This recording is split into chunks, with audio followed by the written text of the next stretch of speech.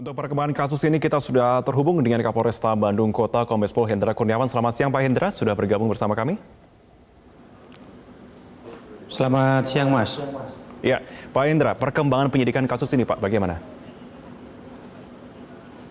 Baik, jadi kami informasikan bahwa saat ini kami sudah melakukan pengungkapan kasus penjualan daging babi yang dikatakan adalah daging sapi.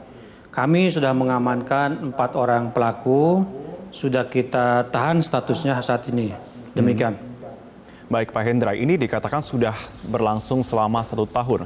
Lantas kenapa baru terungkap sekarang Pak? Apakah modus-modus yang digunakan ini memang sulit dilacak oleh beberapa pihak Pak? Jadi begini, di kami petugas kepolisian ada namanya Satgas Pangan. Salah satu tugasnya adalah memantau perkembangan harga 9 bahan pokok. Kami di lapangan menemukan adanya penjualan daging sapi yang relatif lebih murah dibandingkan dengan daging sapi pasar lainnya.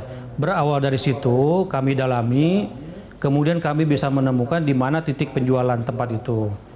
Begitu kita ke sana, ternyata kami menemukan sejumlah daging babi dalam freezer yang sudah dibekukan, kurang lebih sekitar 600 kilograman. Baik, apakah selain 4 orang yang diamankan ini ada kemungkinan tersangka baru? Jadi prosesnya secara umum memang 2 orang berperan sebagai bandar atau distributor, kemudian ada 2 orang sebagai pengecer yang ke arah pasar.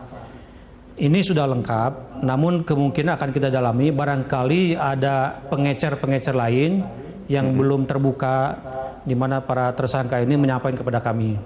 Demikian.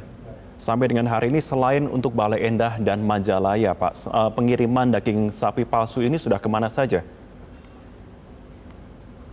Jadi berdasarkan keterangan dari tersangka, barang datang dari Solo kemudian di-drop ke Banjaran. Dari Banjaran kemudian oleh pengecernya ke arah Bale Endah dan Majalaya. Demikian. Baik, apakah selain dijual di pasar, ada juga penjualan melalui marketplace, Pak, atau toko online? Oh, tidak ada. Tidak ada, tetapi salah satu pengecer ini membuka kios di pasar Majalaya, membuka semacam lapak kios, berjualan di sana. Demikian. Baik. Terkait dengan kualitasnya, apakah sudah diteliti Pak lebih lanjut mengenai kualitas daging yang dijual ini? Apakah kemudian ada kandungan kimiawi yang membahayakan kesehatan atau seperti apa kualitasnya Pak? Jadi berdasarkan keterangan mereka, agar merubah daging babi ini menyerupai daging sapi, telah dilakukan proses kimia dengan mencampurkan borak.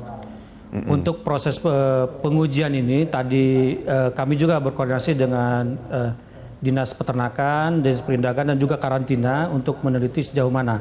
Jadi sampai saat ini bahwa keterangan dari para tersangka dagingnya daging babi ternak, demikian. Oke, selain di pantauan dari kepolisian yang sudah dipasarkan ke Jawa Barat, adakah kemungkinan bahwa pelaku ini mengirimkan ke daerah lain mungkin di luar Pulau Jawa atau wilayah lainnya? Jadi 2 orang bandar ini berasal dari Solo, karena mungkin hubungannya itu saja, jadi mereka pesan langsung kepada produsen yang di Solo itu, demikian. Baik, terkait dengan sumbernya, apakah memang pelaku ini memiliki peternakan sendiri atau dari mana asal daging babi tersebut? Berdasarkan keterangan para tersangka, mereka memesan lewat telepon, tiap minggu dikirim 600 kg.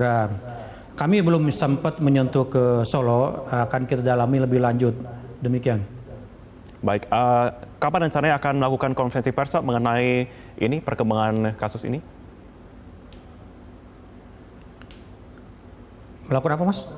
Konferensi pers untuk memberikan keterangan lebih lanjut terkait dengan perkembangan kasus ini, Pak? Konferensi pers di sini sudah kami lakukan kemarin. Termasuk tadi kami melakukan pengecekan ke pasar-pasar untuk memastikan bahwa memang sudah tidak ada lagi daging sapi yang berasal dari daging babi tersebut. Dan alhamdulillah tadi untuk di Pasar Banjaran sudah tidak ditemukan lagi daging babi tersebut. Demikian. Baik, terima kasih Kombes Pol Hendra Kurniawan untuk informasinya.